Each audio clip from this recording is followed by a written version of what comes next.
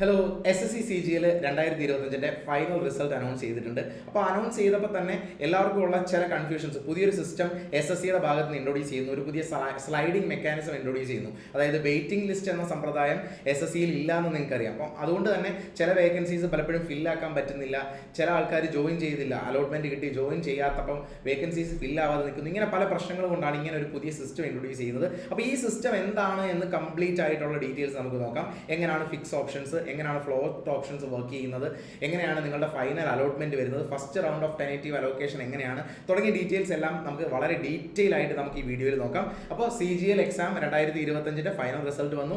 ഇതിൽ റിസൾട്ട് കിട്ടിയ ആൾക്കാരെ പ്രത്യേകിച്ചും ദിശ അക്കാഡമിയുടെ പാർട്ടായിട്ട് നിന്ന് പഠിച്ചവരെയും അല്ലാത്തവരെയും ഒക്കെ കൺഗ്രാജുലേറ്റ് ചെയ്യുന്നു. ദിശ അക്കാഡമിയിൽ നിന്നും ഒരു ഗ്രൂപ്പ് ഓഫ് സ്റ്റുഡൻസ് ഈ എക്സാം ക്ലിയർ ചെയ്തു എന്നറിഞ്ഞതിൽ സന്തോഷം. അല്ലാതെയും എക്സാംസ് ക്ലിയർ ചെയ്തും ക്ലിയർ ചെയ്യാത്തതുമായിട്ടുള്ള ഒരുപാട് പേരുണ്ടെന്ന് അറിയുന്നുണ്ട്. കാരണം ഫൈനൽ റൗണ്ട് വരെ എത്തി അത്യാവശ്യം നല്ല സ്കോർ മേടിച്ചിട്ടും കമ്പ്യൂട്ടറിന്റെ മാർക്കൊക്കെ ക്വാളിഫൈ ചെയ്യാൻ പറ്റാത്തത് കാരണം കുറേ ആൾക്കാരെങ്കിലും ഡിസപ്പോയിന്റഡ് ആയിട്ട് നിൽക്കുന്നു. അവരോടുകൂടി ഞാൻ പ്രത്യേകിച്ച് പറയുന്നു, നിങ്ങൾ ഈ ഒരു ഓപ്ഷൻസ് നിങ്ങൾക്ക് ഈ ഒരു വർഷം നിങ്ങൾക്ക് ഈ എക്സാം കിട്ടിയില്ലെങ്കിൽ നിങ്ങളുടെ മുമ്പിൽ തൊട്ടടുത്ത CGL വരുന്നുണ്ട്. തീർച്ചയായിട്ടും അതിൽ നിങ്ങൾക്ക് നല്ല സ്കോർ മേടിക്കാൻ പറ്റട്ടെ. കാരണം പലരും ഇപ്പോൾ നിങ്ങൾ ഈ കാണുന്ന ഫോട്ടോയിൽ കാണുന്ന പല ആൾക്കാർ ഇപ്പോൾ GST ഇൻസ്പെക്ടറായിട്ട് പോസ്റ്റ് അലോക്കേറ്റ് ആയ അജോ അല്ലെങ്കിൽ മറ്റ് പോസ്റ്റുകളിൽ കിട്ടുന്ന പല ആൾക്കാരും ഉണ്ട്. അപ്പോൾ ഇവരെല്ലാവരും വലിയൊരു ഹാർഡ് വർക്കിൻ്റെ ഒരു പാർട്ടായിട്ട് നല്ല രീതിയിൽ ഹാർഡ് വർക്ക് ചെയ്ത് 1 വർഷമോ 2 വർഷമോ ഒക്കെ വർക്ക് ചെയ്തിട്ടാണ് പലരും ചിലപ്പം പോസ്റ്റുകളിൽ എത്തുന്നത്. അതുകൊണ്ട് ഈ വർഷം ജസ്റ്റ് നിങ്ങളുടെ മാർക്കോ അല്ലെങ്കിൽ കമ്പ്യൂട്ടറിൻ്റെ സ്കോറോ അല്ലെങ്കിൽ ഡേറ്റ എൻട്രി സ്കിൽ ടെസ്റ്റോ ഏതെങ്കിലും ഒരെണ്ണം മിസ്സായതിൻ്റെ പേരിൽ ഈ വർഷത്തെ നിങ്ങളുടെ അവസരം നഷ്ടപ്പെട്ടിട്ടുണ്ടെങ്കിൽ നിങ്ങളോട് പറയാനുള്ളത്, നിങ്ങൾ അതൊന്നും വകവെക്കേണ്ട ആവശ്യമില്ല. നിങ്ങൾക്ക് വേണ്ടി അടുത്ത 2025 CGL വരുന്നുണ്ട്. വളരെ പ്രോപ്പർലി ഡെഡിക്കേറ്റഡ് ആയിട്ട് പ്ലാൻഡ് ആയിട്ട് സ്മാർട്ടായിട്ട് പഠിക്കുക. നിങ്ങൾക്ക് തീർച്ചയായിട്ടും എക്സാം ക്ലിയർ ചെയ്യാൻ സാധിക്കുന്നതായിരിക്കും.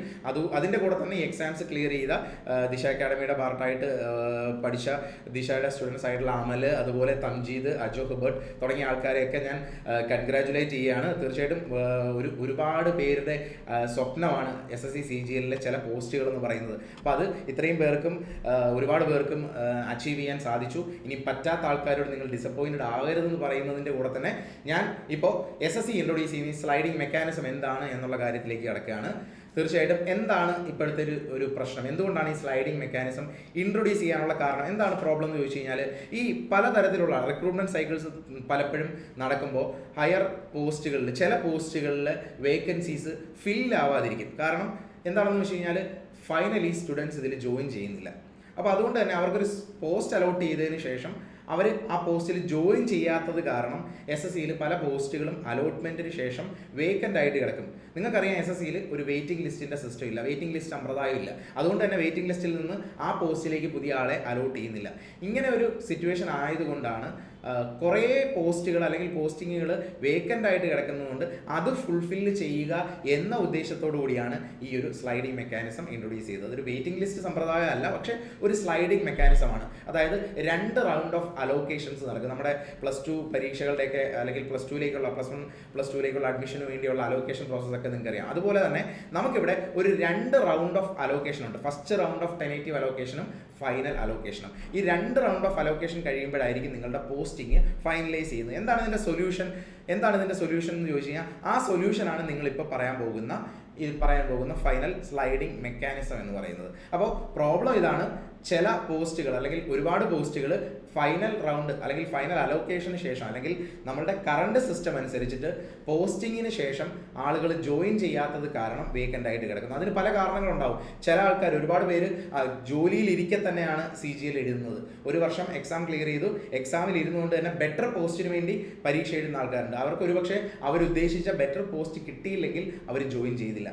അല്ലെങ്കിൽ ചിലപ്പോൾ അവരുടെ പോസ്റ്റിംഗ് സ്ഥലവുമായിട്ട് ബന്ധപ്പെട്ടായിരിക്കും. അവരുദ്ദേശിച്ച ലൊക്കേഷനിലേക്ക് അവർക്ക് ജോബ് കിട്ടിയില്ല എങ്കിൽ ചിലപ്പോൾ അവർ കിട്ടാൻ സാധ്യതയില്ലാത്ത പോസ്റ്റ് ആണെങ്കിൽ അവർ ചിലപ്പോൾ ജോയിൻ ചെയ്യില്ല. അങ്ങനെ പല ഫാക്ടേഴ്സ് ഉണ്ട് ഒരുപക്ഷെ അവർ ജോയിൻ ചെയ്യാത്തതിന്. അപ്പോൾ ഈ പ്രോബ്ലം സോൾവ് ചെയ്യാൻ വേണ്ടിയാണ് ഒരു സ്ലൈഡിംഗ് മെക്കാനിസം SSC ഇവിടെ ഇൻട്രൊഡ്യൂസ് ചെയ്യുന്നത്. ഇത് തീർച്ചയായിട്ടും നിങ്ങൾ മേടിക്കുന്ന മാർക്കിനെ മെറിറ്റായിട്ട് കണ്ട് തന്നെയാണ്, ഒരു കാൻഡിഡേറ്റ് ഫ്രണ്ട്ലി അപ്രോച്ച് എടുത്ത് തന്നെയാണ്. വേക്കൻസീസ് ഫില്ലാകാതെ കിടക്കുമ്പോൾ അത് സ്റ്റുഡൻസിന് അല്ലെങ്കിൽ കാൻഡിഡേറ്റ്സിന് തന്നെയാണ് നഷ്ടം. അപ്പോൾ അത്തരത്തിലാണ് ഇങ്ങനെ ഒരു പുതിയ സിസ്റ്റം ഇൻട്രൊഡ്യൂസ് ചെയ്യുന്നത് വേക്കൻസീസ് ഫുൾഫിൽ ആവാതെ കിടക്കുന്ന പ്രോസസ്സിനെ നിർത്തലാക്കുക അല്ലെങ്കിൽ ഇല്ലാതാക്കുക എന്ന ഉദ്ദേശത്തോടു കൂടിയാണ്. അപ്പോൾ എന്താണ് ഈ സ്ലൈഡിംഗ് മെക്കാനിസം എന്ന് ഞാൻ ആദ്യം വളരെ സിമ്പിൾ ആയിട്ട് ഈ ഒരു ഫിഗർ കണ്ടാൽ നിങ്ങൾക്ക് മനസ്സിലാവും. ഇവിടെ നിങ്ങൾക്ക് നോക്കുക, മൂന്ന് സ്റ്റേജുകളായിട്ടാണ്, 3 ഫേസുകളായിട്ടാണ് ഈ പ്രോസസ്സ് നടക്കാൻ പോകുന്നത്. അതിൽ ഒന്നാമത്തെ പ്രോസസ്സാണ് ഇപ്പോൾ എസ് എസ് സിയുടെ നമ്മുടെ CGL എക്സാം ഇപ്പം നടന്നു, ഫൈനൽ റിസൾട്ട് പബ്ലിഷ് ചെയ്തിട്ടുണ്ടായിരുന്നു. അപ്പോൾ അതിൻ്റെ ഒരു ആഫ്റ്റർ മാത്ത് ആദ്യമായിട്ട് വന്നത് FRTA എന്ന പേരിലാണ്, first round of tentative allocation എന്ന പേരിലാണ് ഇന്നലെ ഫൈനൽ റിസൾട്ട് എന്ന പേരിൽ വന്നത്. അതൊരു ഫസ്റ്റ് റൗണ്ട് അലോക്കേഷൻ മാത്രമാണെന്ന് പ്രത്യേകം എല്ലാവരും ഓർത്തോളുക. ഫസ്റ്റ് റൗണ്ട്, ഫൈനൽ അലോക്കേഷൻ അല്ല. ഇന്നലെ അപ്പോൾ ഫൈനൽ ഒരു അലോട്ട്മെന്റ് അല്ല വന്നത് എല്ലാവർക്കും. അതായത് എക്സാം ക്ലിയർ ചെയ്തു എന്ന് പറയുന്ന ഏകദേശം 15,000-നടുത്ത് വേക്കൻസീസ് ഉണ്ടായിരുന്നു. അപ്പോൾ 15,000-നടുത്തുള്ള ആൾക്കാരുടെ ഓരോ പോസ്റ്റുകൾ അവർ കൊടുത്ത പ്രിഫറൻസ് അനുസരിച്ചിട്ട് ഒരു ഫസ്റ്റ് റൗണ്ട് അലോക്കേഷൻ വന്നു. അതാണ് FRTA എന്ന് പറയുന്നത്. അതാണ് ഇപ്പോൾ റീസെൻ്റ്ലി CGL എക്സാമിന് നടന്നത്, first round of tentative allocation. ഇതിൻ്റെ ഭാഗമായിട്ട് എക്സാം എഴുതി ക്വാളിഫൈഡ് ആയ ആൾക്കാർക്കെല്ലാം അവരുടെ പ്രിഫറൻസിനനുസരിച്ചിട്ട് അവർക്ക് കിട്ടാൻ സാധ്യതയുള്ള പോസ്റ്റുകൾ അലോക്കേറ്റ് ചെയ്തിട്ടുണ്ട്. ഇനി അലോക്കേറ്റ് ചെയ്തതിന് ശേഷം ഇവർക്ക് ഈ ഒരു സ്റ്റേജിന് ശേഷം ഇനിയും അടുത്ത വരുന്നത് എന്താണെന്ന് വെച്ച് കഴിഞ്ഞാൽ ഒരു ഐഡന്റിറ്റി വെരിഫിക്കേഷൻ പ്രോസസ്സ് ഉണ്ട്, IV എന്ന് പറയും. ഐഡന്റിറ്റി വെരിഫിക്കേഷൻ, അതായത് ഈ അലോട്ട്മെന്റ് കിട്ടിയ ആൾക്കാർ അവരുടെ ഐഡന്റിറ്റി വെരിഫിക്കേഷന് വേണ്ടി SSCയുടെ ഓഫീസിൽ, റീജിയണൽ ഓഫീസിൽ ചെന്നിട്ട് വെരിഫിക്കേഷൻ പ്രോസസ്സ് ആധാറൊക്കെ വെച്ചിട്ട് ഒരു വെരിഫിക്കേഷൻ പ്രോസസ്സ് നടക്കും. ആ വെരിഫിക്കേഷൻ പ്രോസസ്സിന് ശേഷം അവർക്ക് ആ സ്റ്റുഡൻറ്റിന് 2 തരത്തിൽ ഈ ഒരു വെരിഫിക്കേഷനിൽ അപ്രോച്ച് ചെയ്യാം. ഒന്നുകിൽ ഫിക്സ് ആയിട്ട് അല്ലെങ്കിൽ ഫ്ലോട്ട് ആയിട്ട്. ഇതാണ് ഇവിടെ, ഇത് ഐഡന്റിറ്റി വെരിഫിക്കേഷൻ സമയത്താണ്. ഒന്നുകിൽ നിങ്ങൾക്ക് കിട്ടിയ ആ ഒരു പോസ്റ്റ് നിങ്ങൾക്ക് ഫിക്സ് ചെയ്യാം. അപ്പോൾ നിങ്ങൾ ഫിക്സ് ഓപ്ഷൻ കൊടുക്കുകയാണെങ്കിൽ നിങ്ങൾക്ക് കിട്ടിയ പോസ്റ്റ് ഏതാണോ അത് നിങ്ങൾക്ക് ഫിക്സ് ആയി. നിങ്ങൾക്ക് ഇനി അതിന് മുകളിലുള്ള ഒരു ഹയർ ഓപ്ഷൻസ് നിങ്ങൾക്ക് കിട്ടില്ല. അപ്പോൾ അതാണ് ഫിക്സ് ഓപ്ഷൻ കൊണ്ട് ഉദ്ദേശിക്കുന്നത്. ഇനി നിങ്ങൾ ഫ്ലോട്ട് ഓപ്ഷൻ കൊടുക്കുകയാണെങ്കിൽ നിങ്ങൾ കൊടുത്ത ഓപ്ഷന് മുകളിൽ ഹയർ പോസ്റ്റുകൾ ഉണ്ടാവുമല്ലോ. അപ്പോൾ ആ പോസ്റ്റുകൾ നിങ്ങൾക്ക് ഭാവിയിൽ കിട്ടാൻ എലിജിബിലിറ്റി ഉണ്ടെങ്കിൽ, അതായത് ചിലപ്പോൾ നിങ്ങളുടെ മുകളിലുള്ള ആൾക്കാർ ചില പോസ്റ്റുകൾ വേണ്ടാന്ന് വെക്കും, അവരത് ജോയിൻ ചെയ്യില്ല എന്ന് വെക്കും. അങ്ങനെയാണെങ്കിൽ ആ പോസ്റ്റിലേക്ക് നിങ്ങളെ കൺസിഡർ ചെയ്യാൻ വേണ്ടി നിങ്ങൾ ഫ്ലോട്ട് ഓപ്ഷനാണ് കൊടുക്കേണ്ടത്. ഇങ്ങനെ 2 ഓപ്ഷൻസ് നിങ്ങൾ നിങ്ങളുടെ വെരിഫിക്കേഷൻ പ്രോസസ്സ് സമയത്ത് കൊടുക്കണം. അങ്ങനെ ഫ്ലോട്ട് ഓപ്ഷനിൽ നിങ്ങൾ ഹയർ പോസ്റ്റ് ഓപ്റ്റ് ചെയ്യുന്നുണ്ടെങ്കിൽ നിങ്ങൾക്ക് അടുത്ത ഒരു റൗണ്ടിൽ അടുത്തൊരു അലോക്കേഷനും കൂടെ, ഒരു സ്ലൈഡിംഗ് റൗണ്ട് ഉണ്ട്. ആ റൗണ്ടിൽ നിങ്ങളുടെ ഫൈനൽ നിങ്ങൾ ഹയർ പോസ്റ്റ് ഓപ്റ്റ് ചെയ്തെങ്കിൽ എന്തെങ്കിലും ചേഞ്ച് ഉണ്ടെങ്കിൽ ആ ഹയർ പോസ്റ്റ് നിങ്ങൾക്ക് കിട്ടാൻ സാധ്യത ഉണ്ടെങ്കിൽ ആ ഹയർ പോസ്റ്റ് നിങ്ങൾക്ക് അലോട്ട് ചെയ്തുകൊണ്ട് അടുത്തൊരു റൗണ്ട് വരും, ഫൈനൽ അലോക്കേഷൻ വരും. ഈ സ്ലൈഡിംഗ് റൗണ്ടിലായിരിക്കും നിങ്ങൾക്ക് ഫൈനൽ നിങ്ങളുടെ പോസ്റ്റ് അലോക്കേഷൻ കിട്ടുന്നത്. മനസ്സിലായോ? അപ്പോൾ ഇത്തരത്തിലാണ്, വളരെ സിമ്പിളായിട്ട് പറഞ്ഞാൽ ഇത്തരത്തിലാണ് ഈ ഒരു സിസ്റ്റം വർക്ക് ചെയ്യുന്നത്. ഇനി എന്താണ് FRTA എന്ന വാക്ക് നിങ്ങൾ കേട്ടിട്ടുണ്ടാവും. അതിൻ്റെ ഫുൾ ഫോം തന്നെ അറിയാം, first round of tentative allocation എന്നാണ് FRTAയുടെ full form. First round of tentative allocation. ഇത് ഇനീഷ്യൽ അസൈൻമെന്റ് ആണ് ഒരു പോസ്റ്റ്. ഇത് നിങ്ങൾക്ക് ഫൈനലി കിട്ടുന്ന പോസ്റ്റ് ആണെന്ന് ഉറപ്പില്ല. ഇത് നിങ്ങൾക്ക് മിനിമം കിട്ടാനുള്ള യോഗ്യത നിങ്ങൾക്ക് ഉണ്ടെന്ന് മാത്രമാണ് ഇത് അർത്ഥം. ഇത് നിങ്ങൾക്ക് ടെനേറ്റീവ് ആണ്, കാരണം ഇത് നിങ്ങൾക്ക് കിട്ടാൻ ഇപ്പോൾ ആസ് ഓഫ് നൗ എലിജിബിലിറ്റി ഉള്ള പോസ്റ്റാണ് ഫസ്റ്റ് റൗണ്ട് ഓഫ് ടെനേറ്റീവ് അലോക്കേഷന്. ഇത് നിങ്ങൾക്ക് ഇപ്പോൾ അലോട്ട് ചെയ്ത പോസ്റ്റ് അല്ല. ഇനി നിങ്ങൾക്ക് എപ്പോഴാണ് ഫൈനൽ പോസ്റ്റ് എന്ന് ഉറപ്പിക്കാൻ പറ്റുന്നത്? അത് സ്ലൈഡിംഗ് റൗണ്ടിന് ശേഷമായിരിക്കും നിങ്ങളുടെ പോസ്റ്റ് കൺഫേം ചെയ്യുന്നത്. അപ്പോൾ FRTA എങ്ങനെയാണ്, അല്ലെങ്കിൽ first round of tentative allocation allot ചെയ്യുന്നത് നിങ്ങളുടെ റാങ്കിൻ്റെയും നിങ്ങളുടെ പ്രിഫറൻസിൻ്റെയും അടിസ്ഥാനത്തിൽ തന്നെയായിരിക്കും. ഹയർ റാങ്ക് ഉണ്ടെങ്കിൽ നിങ്ങൾക്ക് ഒന്നും പേടിക്കേണ്ട ആവശ്യമില്ല, നിങ്ങൾക്ക് ഇഷ്ടമുള്ള പ്രിഫറൻസ് കിട്ടിക്കാണും. ഇനി എങ്ങനെയാണ് ഇത് വർക്കാവുന്നത്? അപ്പോൾ ഫസ്റ്റ് റൗണ്ട് നിങ്ങൾക്ക് ഈ പറയുന്ന ഫസ്റ്റ് റൗണ്ട് ഒരു അലോക്കേഷൻ കിട്ടി. അങ്ങനെയുള്ളവർക്ക് മാത്രം നിങ്ങൾക്ക് എന്താ ചെയ്യേണ്ടത്? നിങ്ങൾ ഒരു ഐഡന്റിറ്റി വെരിഫിക്കേഷൻ പ്രോസസ്സ് നിങ്ങൾ അറ്റൻഡ് ചെയ്യേണ്ട ആവശ്യമുണ്ട്. അപ്പോൾ നിങ്ങൾ ടയർ 2 ക്ലിയർ ചെയ്ത് നിൽക്കുന്ന ആൾക്കാരാണ്, നിങ്ങൾക്ക് ഒരു പോസ്റ്റ് അലോക്കേറ്റ് ചെയ്ത് കിട്ടിയെങ്കിൽ നിങ്ങൾ അടുത്ത ചെയ്യേണ്ട പ്രോസസ്സ് നിങ്ങളുടെ ഒരു ഐഡന്റിറ്റി വെരിഫിക്കേഷൻ പ്രോസസ്സ് ഉണ്ട്. ആ പ്രോസസ്സിൽ ചെന്നിട്ട് നിങ്ങളുടെ ചോയ്സ് നിങ്ങൾ കൺഫേം ചെയ്യുക. അതായത് നിങ്ങൾക്ക് കിട്ടിയ പോസ്റ്റ് നിങ്ങൾ ഫിക്സ് ചെയ്യുന്നോ അല്ലെങ്കിൽ നിങ്ങൾ അതിനെ ഫ്ലോട്ട് ചെയ്യുന്നു അല്ലെങ്കിൽ ഫിക്സ് ചെയ്യുന്നു എന്ന് ഉദ്ദേശിച്ചാൽ ആ പോസ്റ്റ് മാത്രം മതി, ആ പോസ്റ്റ് തന്നെ മതി. എനിക്ക് ഹയർ പോസ്റ്റ്, ഞാൻ കൊടുത്ത ഹയർ പ്രിഫറൻസ് പോസ്റ്റ് വേണ്ട എന്ന് ഉറപ്പിക്കാൻ വേണ്ടിയാണ് നിങ്ങളത് ഫിക്സ് ചെയ്യുന്നത്. അപ്പോൾ ഫിക്സ് ഓപ്ഷൻ കൊടുക്കുകയാണെങ്കിൽ നിങ്ങൾക്ക് ആ പോസ്റ്റ് അടുത്ത അലോട്ട്മെന്റിൽ കൺഫേം ആക്കി കിട്ടും. ഇനി ഫിക്സ് അല്ല, നിങ്ങൾ ഫ്ലോട്ട് കൊടുക്കുകയാണെങ്കിൽ നിങ്ങൾക്ക് ഒരു പക്ഷേ അതിൻ്റെ മുകളിലുള്ള പോസ്റ്റ് കിട്ടാനുള്ള എലിജിബിലിറ്റി ഉണ്ടെങ്കിൽ അതെങ്ങനെയാണ് എലിജിബിൾ ആകുന്നത് എന്ന് വെച്ചാൽ ചിലരെങ്കിലും, കുറച്ച് പേരെങ്കിലും ഈ IV അറ്റൻഡ് ചെയ്തില്ലെങ്കിൽ, നിങ്ങളുടെ ഐഡന്റിറ്റി വെരിഫിക്കേഷൻ അറ്റൻഡ് ചെയ്തില്ലെങ്കിൽ, അങ്ങനെ ആരെങ്കിലും ചെയ്യാതിരിക്കാം. തീർച്ചയായിട്ടും ജോലിയിലിരിക്കുന്ന ഹയർ പോസ്റ്റിൽ ജോലിയിലിരിക്കുന്ന ആൾക്കാർ പലരും CGL പരീക്ഷ എഴുതാറുണ്ട്. അവർക്ക് അവരുദ്ദേശിച്ച പോസ്റ്റ് കിട്ടിയില്ലെങ്കിൽ അവർ ചിലപ്പോൾ ഐഡന്റിറ്റി വെരിഫിക്കേഷൻ പ്രോസസ്സിലേക്ക് പോവില്ല. അങ്ങനെ പോയാൽ അത് പ്രശ്നമാണ്. ഐഡന്റിറ്റി വെരിഫിക്കേഷൻ പ്രോസസ്സിലേക്ക് പോകില്ല. അവർ ആഗ്രഹിക്കുന്ന പോസ്റ്റ് ആണെങ്കിൽ മാത്രമേ അവർ IVയിലേക്ക് പോവുള്ളൂ. അവർ ഫിക്സ്ഡ് ഫ്ലോട്ട് കൊടുക്കാൻ പോകില്ല. അങ്ങനെ ആരെങ്കിലും IVക്ക് പോയില്ലെങ്കിൽ ആ കിടക്കുന്ന പോസ്റ്റ് വേക്കൻ്റ് ആയിരിക്കും.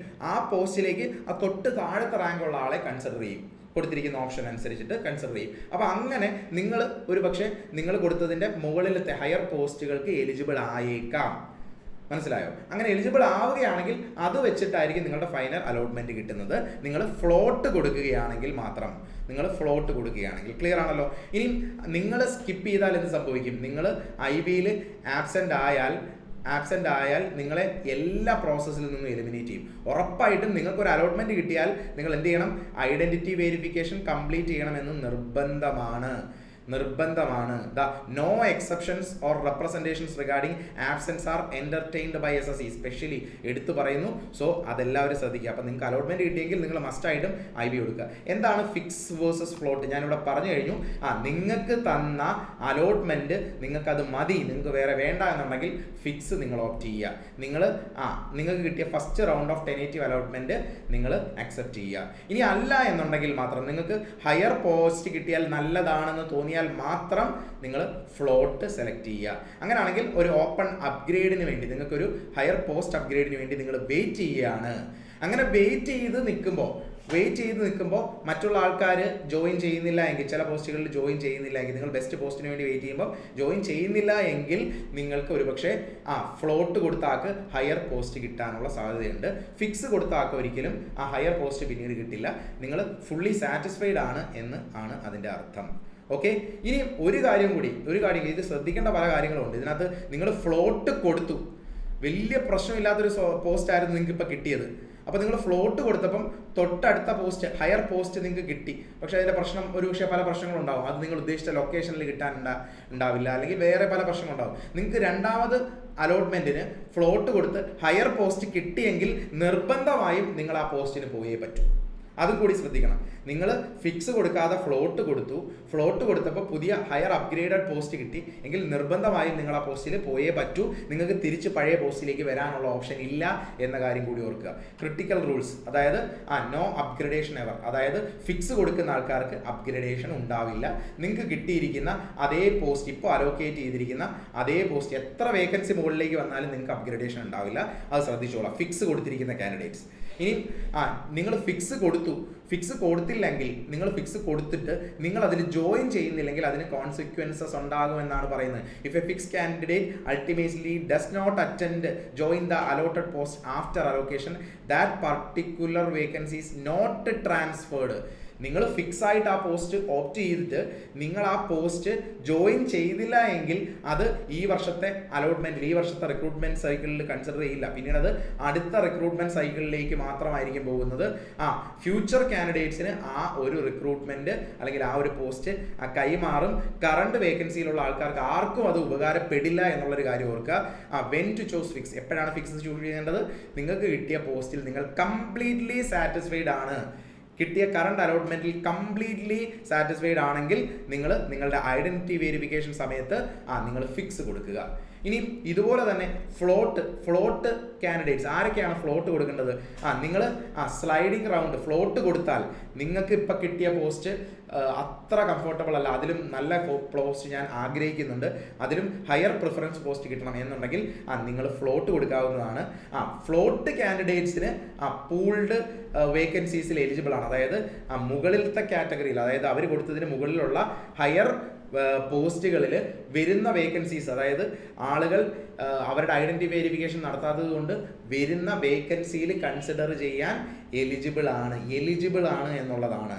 ഓക്കെ, അപ്പോൾ ഫ്ലോട്ട് കാൻഡിഡേറ്റ്സ് അവരുടെ പോസ്റ്റിംഗ് കുറച്ചുകൂടെ ബെറ്റർ പോസ്റ്റ് കിട്ടാൻ, അവരെ ഓപ്റ്റ് ചെയ്ത ബെറ്റർ പോസ്റ്റ് കിട്ടാൻ എലിജിബിൾ ആണ് എന്നുള്ളതാണ്. ആ എലിജിബിലിറ്റി തീർച്ചയായിട്ടും നിങ്ങളുടെ മാർക്കിൻ്റെ ബേസിസിലായിരിക്കും കൺസിഡർ ചെയ്യുന്നത്. കൂടുതൽ മാർക്കുള്ള ആളെ ആയിരിക്കും ഹയർ പോസ്റ്റിലേക്ക് ആദ്യം കൺസിഡർ ചെയ്യുന്നത്. അതിനകത്തൊന്നും വ്യത്യാസമില്ല. ഇനി അപ്ഗ്രേഡഡ് പോസ്റ്റ് ഇസ് മാൻഡേറ്ററി. നിങ്ങളെ SSC ഒരു ഹയർ പോസ്റ്റിലേക്ക് ഓപ്റ്റ് ചെയ്യുക, അടുത്ത അലോട്ട്മെന്റിൽ ഹയർ പോസ്റ്റ് വരികയാണെങ്കിൽ you must join that new post. ആ പോസ്റ്റിൽ മസ്റ്റായിട്ട് ജോയിൻ ചെയ്തേ പറ്റൂ. നിങ്ങൾക്ക് പഴയ പോസ്റ്റിലേക്ക് തിരിച്ചു വരാൻ പറ്റില്ല. പിന്നെ അത് പ്രത്യേകമായിട്ട് ഓർക്കേണ്ടതാണ്.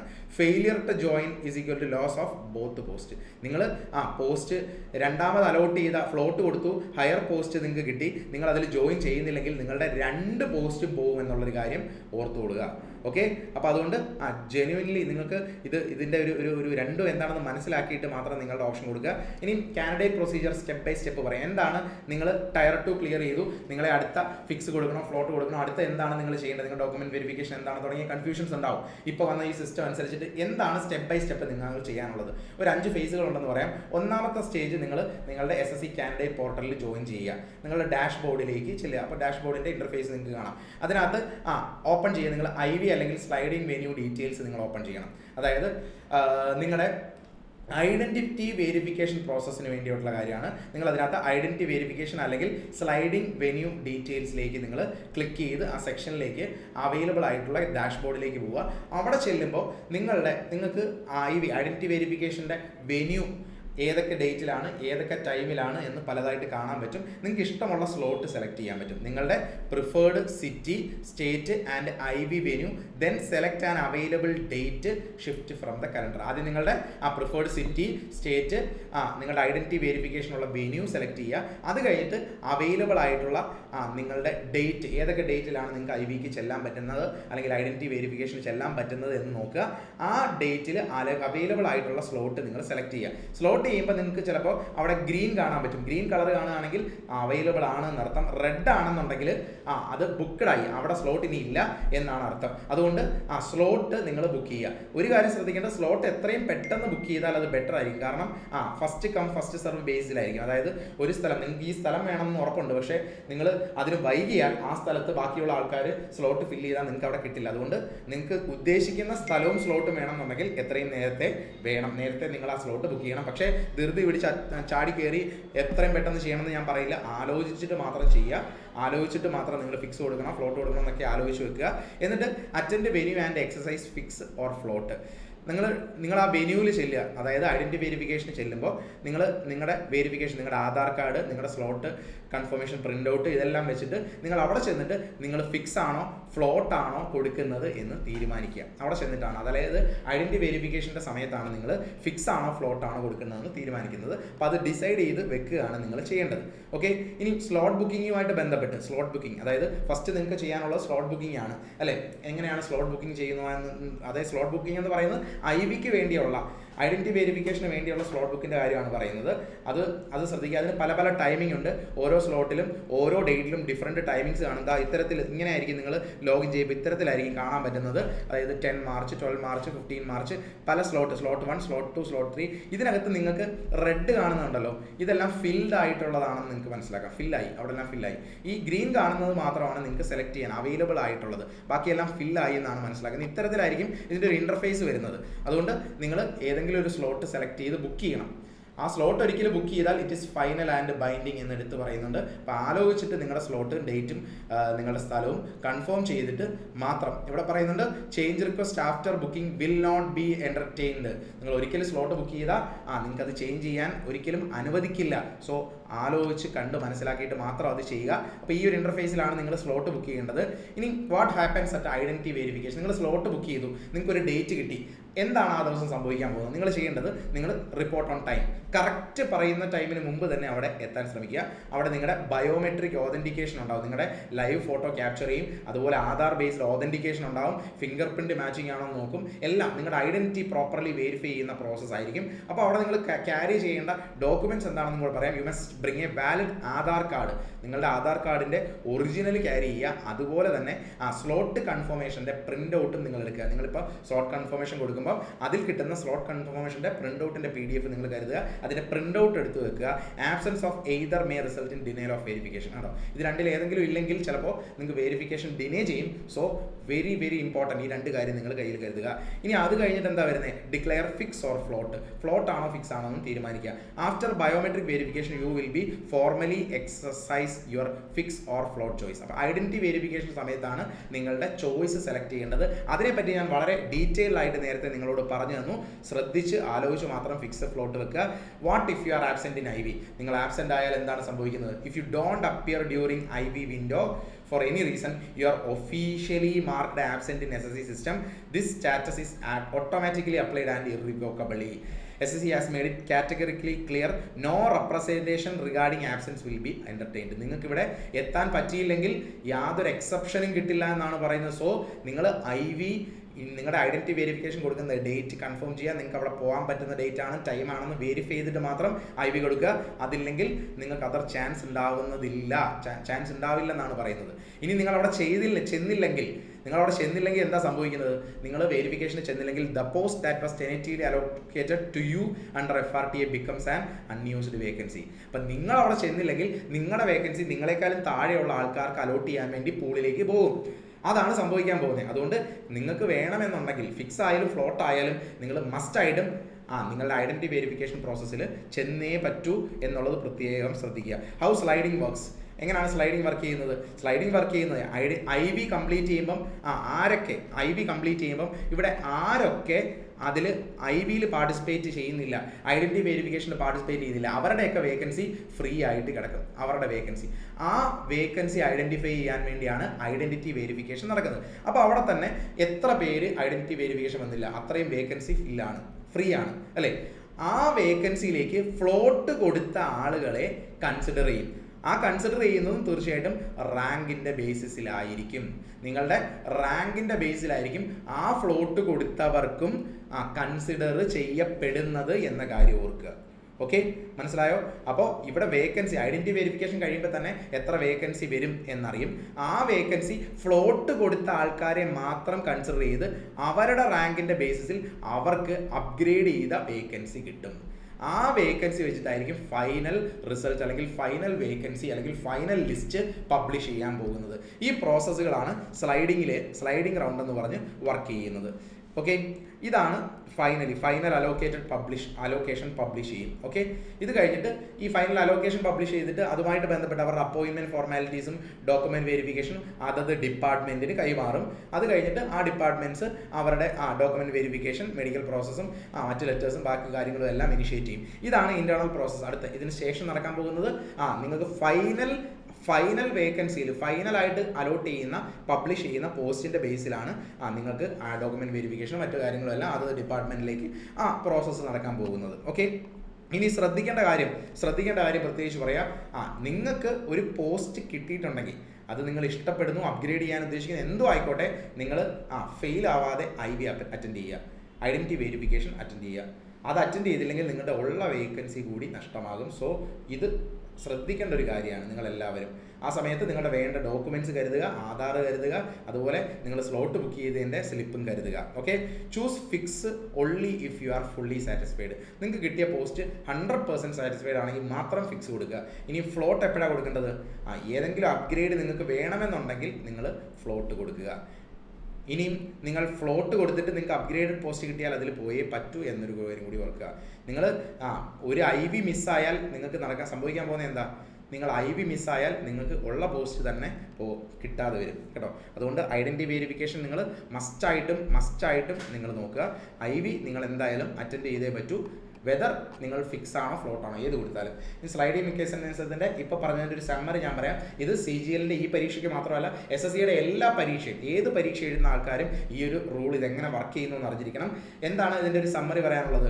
ഇതൊരു വൺ ടൈം അപ്ഗ്രേഡ് ഓപ്പർച്യൂണിറ്റിയാണ്. ഇതൊരു വെയിറ്റിംഗ് ലിസ്റ്റ് സമ്പ്രദായം നമ്മുടെ SSCയിൽ ഇല്ല, വെയിറ്റിംഗ് ലിസ്റ്റ് സിസ്റ്റം ഇല്ല. അതിന് പകരം വേക്കൻസി ഫില്ലാവാതെ കിടക്കുന്നതിനെ മാനേജ് ചെയ്യാനുള്ള ഒരു വൺ ടൈം അപ്ഗ്രേഡ് ഓപ്പർച്യൂണിറ്റിയാണ്. അതായത് ചിലർക്കെങ്കിലും കിട്ടിയ പോസ്റ്റ് വേണ്ട എന്ന് തോന്നുന്നുണ്ടെങ്കിൽ അതിൻ്റെ താഴെയുള്ള റാങ്ക് ലിസ്റ്റിൽ താഴെയുള്ള ആൾക്കാരിലേക്ക് അപ്ഗ്രേഡ് ചെയ്ത് കൊടുക്കാനുള്ള വൺ ടൈം, ഒരിക്കലും മാത്രമേ ഈ അപ്ഗ്രേഡേഷൻ നടക്കൂ, മൾട്ടിപ്പിൾ ടൈംസ് ഇത് നടക്കില്ല. ഓക്കെ, അപ്പോൾ ഇത് നിങ്ങൾ മനസ്സിലാക്കേണ്ടത് ഇതിൻ്റെ റൂൾസ് മനസ്സിലാക്കുക. ഫിക്സ് എങ്ങനെ വർക്ക് ചെയ്യുന്നു, ഫ്ലോട്ട് എങ്ങനെ വർക്ക് ചെയ്യുന്നു, IVയുടെ ഐഡൻറ്റിറ്റി വെരിഫിക്കേഷൻ്റെ ഇമ്പോർട്ടൻസ്, സ്ലോട്ട് ബുക്കിംഗ് കാര്യങ്ങൾ തുടങ്ങിയതെല്ലാം കറക്റ്റായിട്ട് മനസ്സിലാക്കുക. ആ ഡേറ്റ് കറക്റ്റ് നോട്ട് ചെയ്ത് വെക്കുക. അതുപോലെ നിങ്ങൾ ചൂസ് ചെയ്യുമ്പം വളരെ വൈസായിട്ട് ചൂസ് ചെയ്യണം. ഫിക്സ് ആണോ ഫ്ലോട്ട് ആണോ വെക്കുന്നത്. ചിലപ്പം അതെന്താണ് അങ്ങനെ പറഞ്ഞതെന്ന് വെച്ച് കഴിഞ്ഞാൽ പലപ്പോഴും പലരും എന്നെ വിളിച്ച പലരും ചോദിച്ചൊരു കാര്യം എന്ന് വെച്ച് കഴിഞ്ഞാൽ അവർക്ക് ഇപ്പോൾ ഒരു പോസ്റ്റ് കിട്ടി, അവർക്ക് അടുത്തൊരു പോസ്റ്റിന് അവർ ഹയർ ഒരു ഇൻസ്പെക്ടർ പോസ്റ്റിനോ അല്ലെങ്കിൽ മറ്റൊരു പോസ്റ്റിന് അവർക്ക് എലിജിബിൾ ആണ്. ചിലപ്പം എലിജിബിൾ ആണെങ്കിൽ പോലും ഒരുപക്ഷെ അതിൻ്റെ കട്ട് ഓഫിൽ ഏറ്റവും താഴെ ആയിരിക്കും വരുന്നത്. എലിജിബിൾ ആയിരിക്കും, ആ പോസ്റ്റ് കിട്ടുമായിരിക്കും. അപ്പോൾ അത് കാരണം തന്നെ അവർക്ക് അവരുദ്ദേശിക്കുന്ന ലൊക്കേഷൻ ചിലപ്പോൾ കിട്ടണമെന്ന് നിർബന്ധമില്ല. അപ്പോൾ അങ്ങനെയുള്ളപ്പം ഞാൻ ഈ പോസ്റ്റ് വിട്ടിട്ട് ഫ്ലോട്ട് കൊടുക്കണോ അതോ ഫിക്സ് കൊടുക്കണോ? ഫ്ലോട്ട് കൊടുത്താൽ ഇത് വേറെ ഏതെങ്കിലും ലൊക്കേഷനിൽ നിങ്ങൾക്ക് കിട്ടിയാലും നിങ്ങൾ പോയേ പറ്റൂ എന്നുള്ള പല കൺസിഡറേഷൻസും വരും. അങ്ങനെയുള്ള പല കാര്യങ്ങളും ഉണ്ട്. അതുകൊണ്ട് വേക്കൻസീസ് നന്നായിട്ട് പഠിക്കണം. നിങ്ങൾ വേക്കൻസി ഇപ്പോൾ ഹയർ പോസ്റ്റ് നിങ്ങൾ വെച്ചിരിക്കുന്ന പോസ്റ്റിൻ്റെ വേക്കൻസി എവിടെയാണ് കൂടുതൽ, അത് കിട്ടാൻ സാധ്യതയുള്ളതാണോ, അതിൻ്റെ കറണ്ട് സിനാരിയോ എന്താണെന്നൊക്കെ മനസ്സിലാക്കിയാലേ ചിലപ്പം അത്തരത്തിലുള്ള ഡിസിഷൻസ് എടുക്കാൻ പറ്റൂ. സോ ഫിക്സ് ഫ്ലോട്ട് എടുക്കുന്ന ഡിസിഷൻ വളരെ ക്രൂഷ്യലാണ്. അത് വളരെ ഇമ്പോർട്ടൻ്റ് ആണ്. ആലോചിച്ച് തന്നെ എടുക്കുക.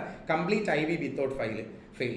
നിങ്ങൾ ഒരിക്കലും നിങ്ങളുടെ IV അറ്റൻഡ് ചെയ്യാതിരിക്കരുത്.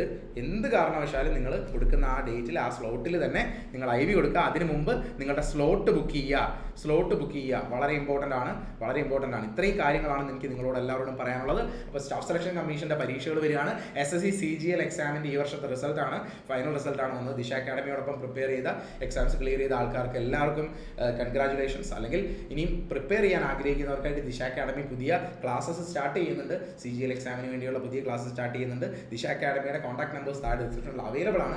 കോൺടാക്ട് ചെയ്ത് താല്പര്യമുള്ളവർക്കാണെങ്കിൽ എത്രയും പെട്ടെന്ന് ജോയിൻ ചെയ്യാനുള്ള കാര്യങ്ങൾ നോക്കുക. ക്ലാസ്സസിൽ ജോയിൻ ചെയ്ത് പ്രിപ്പയർ ചെയ്യുക. അപ്പോൾ ഈ ഇൻഫർമേഷൻ നിങ്ങൾക്ക് എല്ലാവർക്കും യൂസ്ഫുൾ ആയെന്ന് കരുതുന്നു. Thank you for watching the video.